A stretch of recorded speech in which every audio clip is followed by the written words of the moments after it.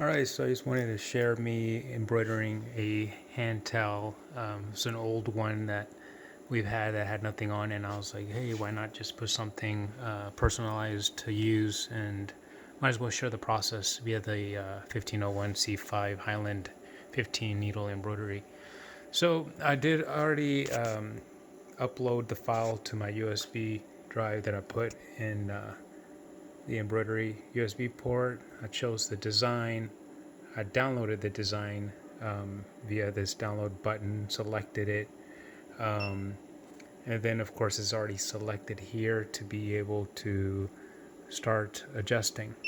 So I went to the second tab, it brings the design in. Here you have the ability to flip it, flipping the design depending on if you want it to be flipped or not. I'm doing it the normal way based on the setting of my towel. You want it up right here. You go to the third one. This is where you can choose the colors based on where you have the thread. It normally starts with one being at the back, and it goes 1, 2, 3, and then again 4, 5, 6, and it goes all the way to 15 being the very front last one over here. And just trying to remember that can be tricky. I always have to count, but you always just want to double check. This is only 2 thread color, so it makes it a little bit easier, but normally I write it down so that I can just come in and plug it in really quickly. And of course you could use these buttons to toggle back and forth.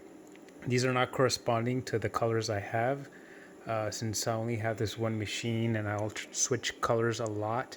I have not bothered to take the time, because by the time I put the correct colors to the correct thread, I'll change it and then I have to change it all over again, so I just have to count. So once I do that, I go to the last final step, and basically this is where I choose my hoop size. I do have a mighty hoop that I ordered. I think the one I ordered was a 7x7 to do more of the toddler infant shirts, because the regular hoops that came with it are too big. They stretch out the shirt, and then when you would embroider and let it go, it starts stretching and pulling on the shirts or onesies. So I ordered this one. It's a mighty hoop magnetic that I ordered. I think I paid a couple of $100 or $175 for it. If you have any questions on what one I ordered or where I got it from, let me know and I can share with you.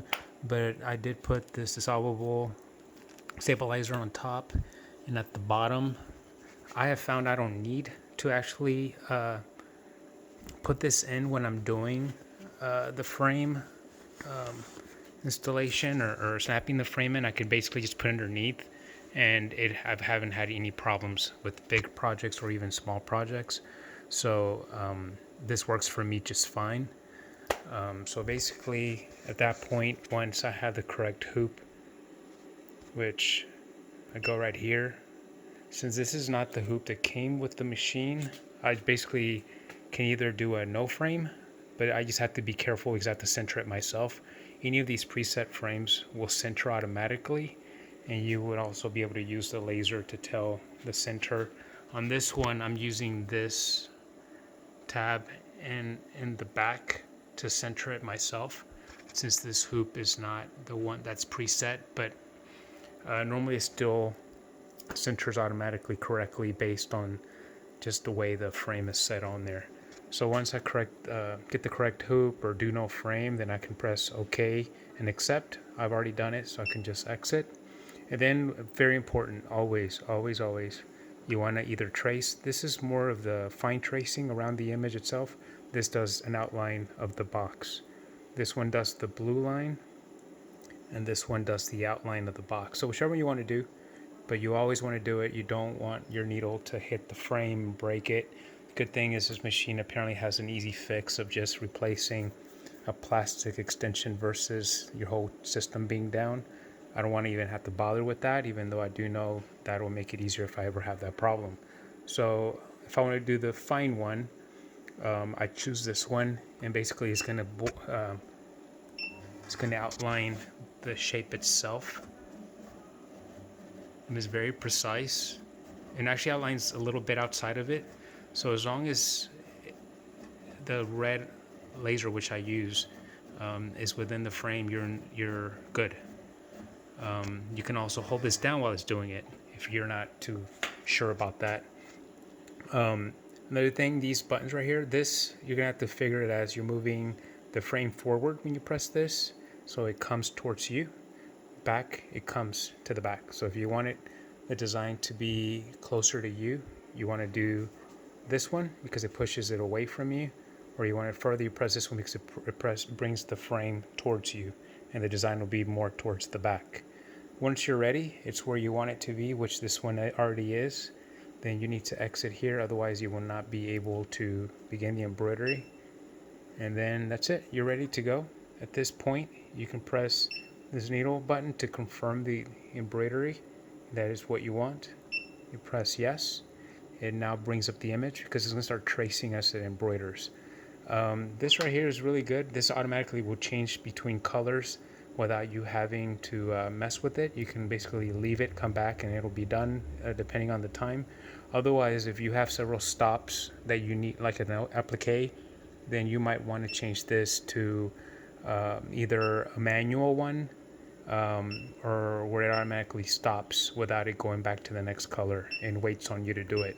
This one, 2 colors, I've already have them set. I'm ready for it to do everything on its own. So here we go.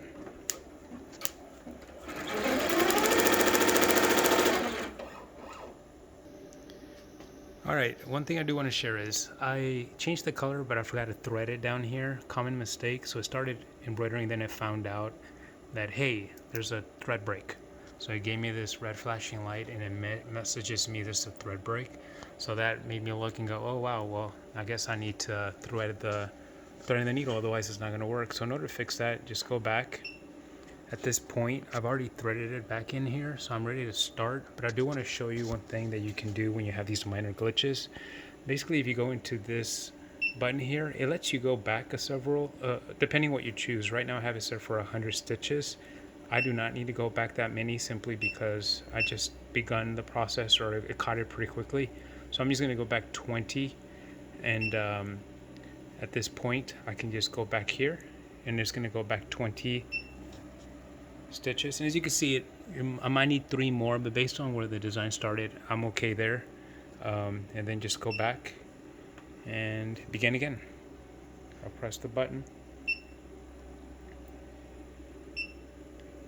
This button, sorry guys, this button.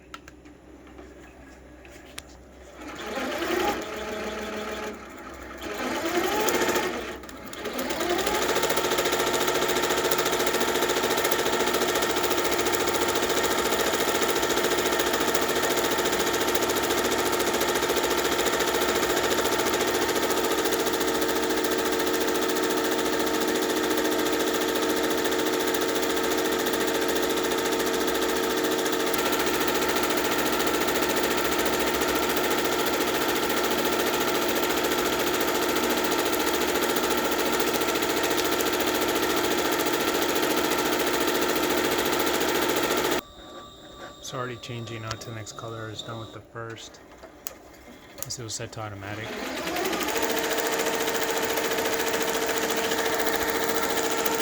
Here's the bottom. See, there's no issues. I did not need to put the cutaway inside the frame.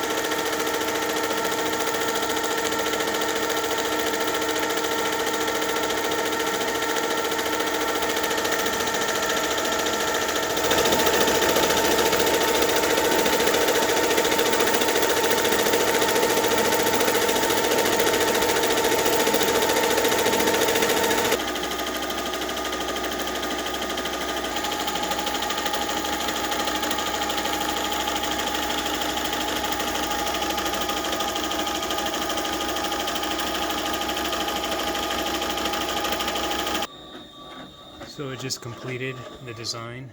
At this point, you can take it out. And normally on this one, because of the soluble stabilizer, I normally just cut the border out. Well, I normally just pull it out. It's really easy. This is a thinner one than most. It just comes out very easy. And the inside you can also try to pull it out, but because of all the material, little fabric, sometimes you can pull it out. So normally you can just put a wet damp towel on top of it and press it down, or wet towel, and it'll stick to the towel and it'll dissolve and you're set. And then in the back, of course, you can just cut it. I ran out of bobbin and had to stop, and I changed it. That's why you see different colors there. Always make sure you check your bobbin that you have enough, so you don't have to get in the middle of the embroidery and stopping it, doing what it needs to do. But other than that, that's the towel. Very easy to do.